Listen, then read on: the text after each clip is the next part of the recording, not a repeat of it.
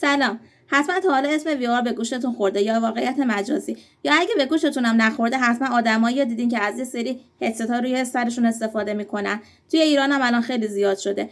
اگه این اسم به گوشتون خورده و میخوایم بدونین که چی هست و چه شکلی کار میکنه، با من تا آخر ویدیو همراه باشین. همینطور میخوام یه موضوع خیلی مهم رو در مورد VR بررسی کنیم و اونم موشن سیکنس است و اینکه چه شکلی میتونیم از این بیماری جلوگیری کنیم. امروز اومدم که یه ویدیوی خیلی جالب در مورد VR رو باهاتون به اشتراک بذارم. بیایم اول کلا ببینیم VR چیه، یه بررسی VR رو داشته باشیم. خب اول با خود تکنولوژی VR شروع بکنیم و ببینیم که چطور کار میکنه. همینطور که تا حالا دیدین VR یه هدست داره، یه چیز شبیه عینک که میذارین روی چشممون و حالا یه بندی هم داره که پشت سر میبندیم و وقتی که هدست VR رو روی سرمون میذاریم، دو تا صفحه نمایش خیلی کوچیک جلوی چشامون قرار میگیرن که تصاویر سه‌بعدی میسازن. حالا چه شکلی این اتفاق میفته؟ این تصاویر با زاویه دید چپ و راست عمق را، حس عمق به مغز منتقل میکنن و شما را به یه دنیای مجازی میبرن. سنسورهای داخل هدست مثل شتاب سنج و ژیروسکوپ هر حرکت سر را ردیابی میکنن تا تصویر را با جهت نگاه شما هماهنگ بکنن. مثلا توی بازی هاف لایف وقتی با تفنگ به زامبی شلیک میکنین، انگار که یه فیلم علمی تخیلی واقعی الان داخلش قرار دارید و این هماهنگی با موتورهای گرافیکی مثل آنریل انجین یا یونیتی و سخت افزارهایی مثل متاکوست 3 یا PSVR انجام میشه.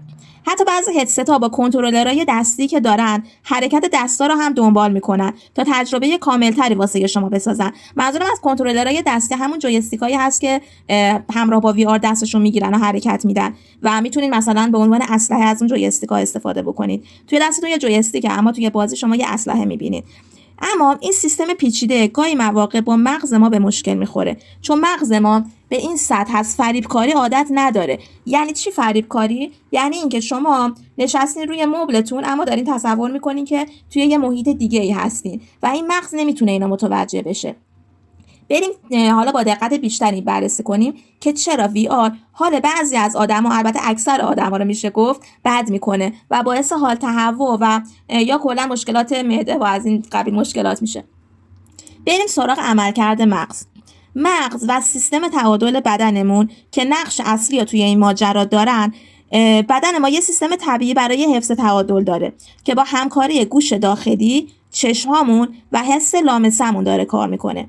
گوش داخلی که شامل کانالای نیم دایره‌ای و کیسه های شنوایی مثل یه حسگر حرکتی عمل میکنه و به مغز میگه که داریم حرکت میکنیم یا ساکنیم. چشما هم تصویر محیط میفرستن و حس لامسمون به مغز کمک میکنه موقعیت بدن رو درک بکنه. حالا ما توی VR چشمامون دارن یه تصویر پویا میبینن، مثلا پرواز توی یه سفینه یا دویدن توی یه جنگل، ولی گوش داخلیمون و بدنمون میگن که ما ساکن هستیم، روی مبل نشستیم یا حتی ایستادیم اما هیچ حرکتی انجام نمیدیم. این تناقض اطلاعات باعث میشه مغزمون گیج بشه و اصطلاحاً بهش میگن موشن سیکنس یا بیماری حرکتی. نه فقط توی VR، خیلی از افراد هستن توی زندگی واقعی هم با این مشکل روبرو هستن. مثلا توی ماشین خیلی وقتا این حس بهشون دست میده، این حس حرکتی، و این فراتر از VR. اما ما حالا میخوایم توی VR بررسیش بکنیم. حالا مغز ما اینا یه خطر تلقی میکنه و ممکنه واکنشایی مثل تهوع، تعریق یا حتی سرگیجه به وجود بیاره، چون فکر میکنه بدنمون مسموم شده و باید خودش رو پاکسازی بکنه. این مشکل تو همه یکسان نیست. بعضیا به خاطر ساختار متفاوت گوش داخلیشون یا تجربه کم با VR حساس ترن معمولاً. فاکتورهای دیگه هم نقش داره توی این مسئله، مثل فریم ریت پایین، معمولا زیر 60 فریم بر ثانیه، که باعث میشه تصاویر لرزش داشته باشن، یا تأخیر زیاد توی ردیابی حرکت هدست که هماهنگی بین چشم و بدن به هم میزنه. بازی‌های VR که معمولا پر از پرش و چرخش و جابجایی سریع هستن، معمولا برای تازه‌کارا چالش برانگیزترن، چون ممکنه این حس حتی تو افرادی که خیلی حساس نیستن هم به وجود بیاره. حتی نور محیط هم خیلی مهمه. اگه اتاق خیلی تاریک باشه، مغز بیشتر گیج میشه چون نقطه مرجع بصری نداره. علاوه بر این مواردی که گفتم، استفاده طولانی مدت بدون استراحت میتونه فشار روی چشما و همینطور مغز بیشتر کنه. پس اگه هدست میذارین، این نکات تو نظرتون داشته باشین تا بهتر بفهمین که چه اتفاقی داره توی مغزتون و اطرافتون میگذره و میفته. میگم خب حالا چرا کارایی وجود داره شما این اتفاق واسهتون میفته اما شدیداً تجربه VR رو دوست داری؟ کاری که میتونیم بکنیم من یکی یکی بهتون میگم که حتما امتحانشون بکنید.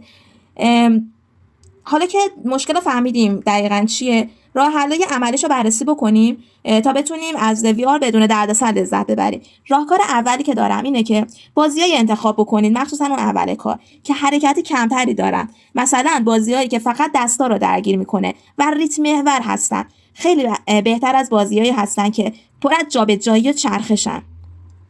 راهکار دوم، تنظیمات رو بهینه بکنید. فریم ریت ها حداقل روی 90 فریم بر ثانیه نگه دارید. اگه هدستتون مثل کوئس یا PS VR پرو هست و میدان دید رو پشتیبانی میکنه، کلا میدان دید رو کم بکنین تا فشار روی چشماتون کمتر بشه.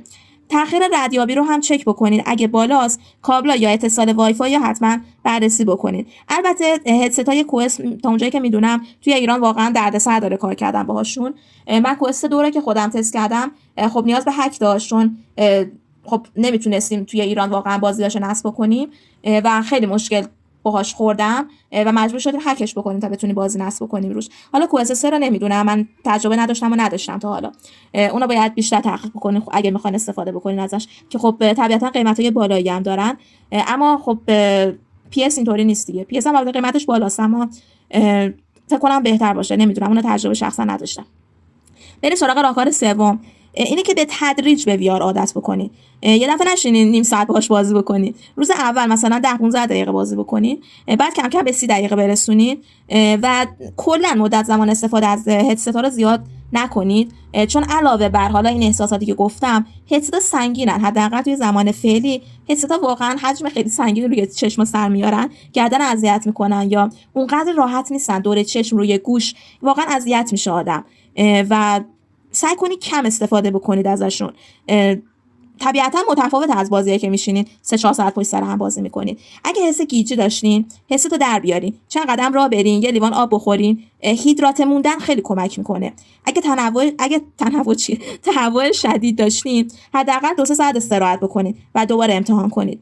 یه راه پیشرفته‌تر اینه که از عینک‌های فیلتر نور استفاده کنید که نور آبی رو کم میکنه و فشار رو روی چشما کاهش میده. یا توی تنظیمات بازیتون گزینه کامفورت مود رو فعال بکنید که حرکت‌ها رو نرم‌تر و آهسته‌تر میکنه.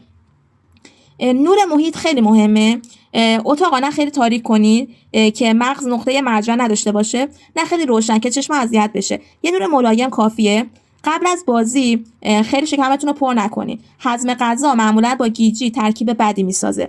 لنزای هدستتون رو تمیز نگه دارید تا تصاویر واضح باشه و چشما کمتر خسته بشن. بندا رو محکم تنظیم کنید تا هدست روی چشمتون حرکت نکنه. اینا نکات خیلی کوچیک هستن که میتونن تفاوت‌های خیلی بزرگی توی تجربه VR بسازن، مخصوصا اگه تازه کار هستین یا هدست گرون قیمتی دارین که نیاز به تنظیم دقیق داره. حالا که دیگه همه چیز در مورد اینکه چرا VR گاهی حالمون رو بد میکنه و چطور میتونین این مشکل رو برطرف کنین میدونین، حالا از سیستم تعادل بدن گوش داخلی گرفته تا تنظیمات فریم ریت تا نور محیط انتخاب بازی مناسب، همه اینا دست به دست هم میدن تا یه گیمینگ راحت و لذت بخش داشته باشین. واقعیت مجازی داره روز به روز بهتر میشه. با این ترفندهای ساده میتونین بدون نگرانی از گیجی یا تهوع ساعت‌ها توی دنیای بازی غرق بشین، که البته این کارو نکنین، کم استفاده کنین ازش. و واسه بنویسین توی کامنت ها که آیا شما با این مشکل روبرو هستین و اگه راهکارهای دیگه ای دارین خیلی عالی میشه اگه توی کامنت ها بنویسین که بقیه هم و همینطور من ازش استفاده بکنیم. اگه این ویدیو رو دوست داشتین لطفاً لایک کنین، سابسکرایب کنین و زنگوله رو بزنین تا ویدیوهای بعدی درباره گیمینگ و تکنولوژی از دست ندین. تا ویدیوهای بعدی، خداحافظ.